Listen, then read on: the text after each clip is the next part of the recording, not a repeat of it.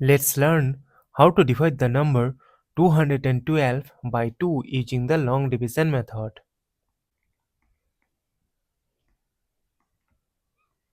Consider the first digit 2. We know that 2 times 1 is 2. Subtract, we get 0. Now this 0 is also less than 2. That is why we will bring down this adjacent 1 here. But see that this is the number 1. So we will remove this 0. But in this case, although 1 is less than 2, as we have brought down this 1 here, we need to divide it. We know that 2 times 0 is 0. Subtract, we get 1.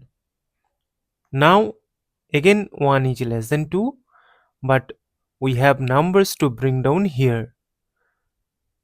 So let's bring down this adjacent 2 here. And we know that 2 times 6 is equal to 12. Subtract, we get 0. As we have got the remainder 0, so we will stop.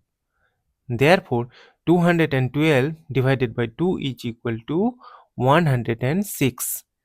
And this is our final answer. Thank you for watching. Please like, share and comment on the video. Also do subscribe the channel.